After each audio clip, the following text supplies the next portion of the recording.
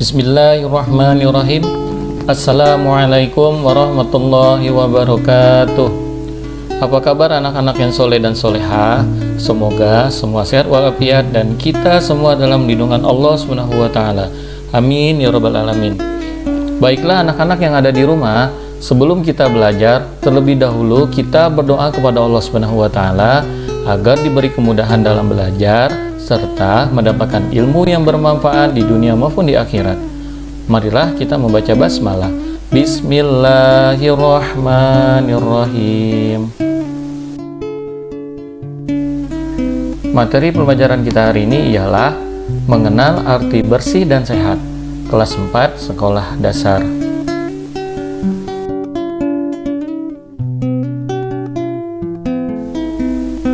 Anak-anak yang soleh dan soleha, bersih artinya bebas dari kotoran. Suci artinya bebas dari hadas dan najis. Contoh seperti gambar berikut.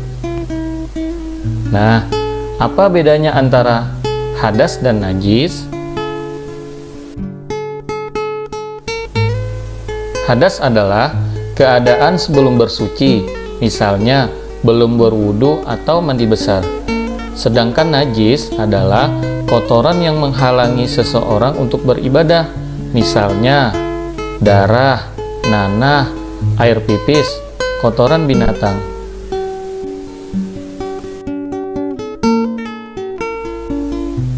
Najis pasti kotor.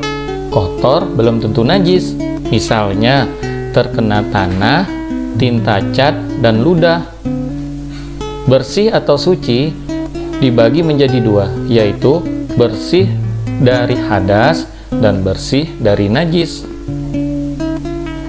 Hadas terbagi menjadi dua, yaitu hadas besar dan hadas kecil.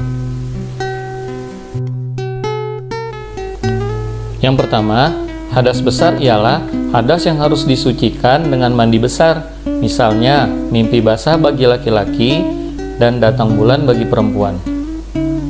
Yang kedua, hadas kecil ialah hadas yang disucikan dengan melaksanakan wudhu, misalnya pipis, buang air besar, kentut, dan semua hal yang membatalkan wudhu.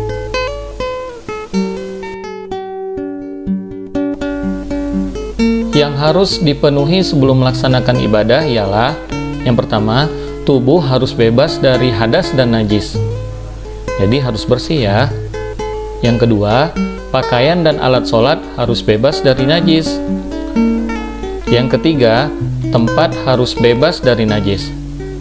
Misalkan sejadah ada kotoran cicak, nah itu harus dibersihkan pada saat kita mau melaksanakan sholat.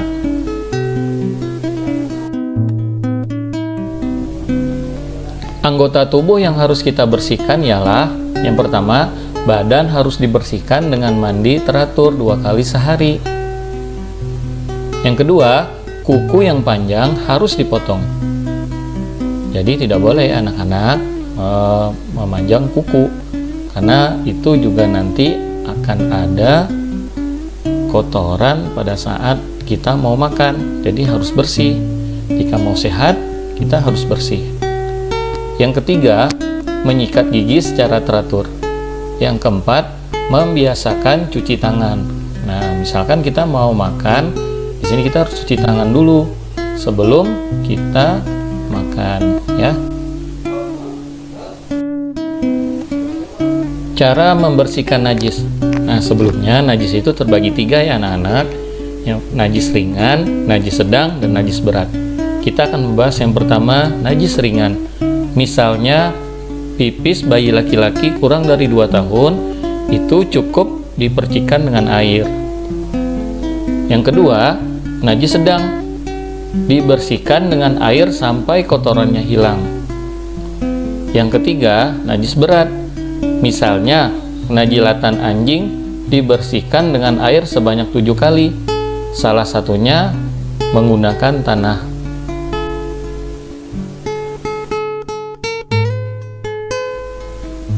Cara membersihkan tubuh setelah keluar dari kamar mandi atau WC. Yang pertama, membersihkan tubuh setelah buang air besar atau buang air kecil disebut istinja. Yang kedua, istinja menggunakan air. Tetapi kalau tidak ada, boleh kita menggunakan benda seperti batu, kayu. Yang ketiga, sebelum masuk dan keluar kamar mandi, kita harus membiasakan membaca doa.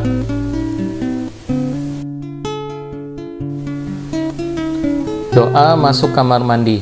Bismillahirrahmanirrahim. Allahumma inni a'udzubika minal khubusi wal khaba'is. Yang artinya, ya Allah, aku berlindung dari godaan syaitan laki-laki dan syaitan perempuan. Doa keluar kamar mandi. Bismillahirrahmanirrahim. Alhamdulillahillazi adhaba anil aza wa afani. Artinya, dengan mengharapkan ampunanmu, segala puji milik Allah yang telah menghilangkan kotoran dari badanku dan yang telah menyejahterakan. Amin. Baiklah anak-anak yang ada di rumah, silahkan diskusikan kepada saudara atau orang tua kalian.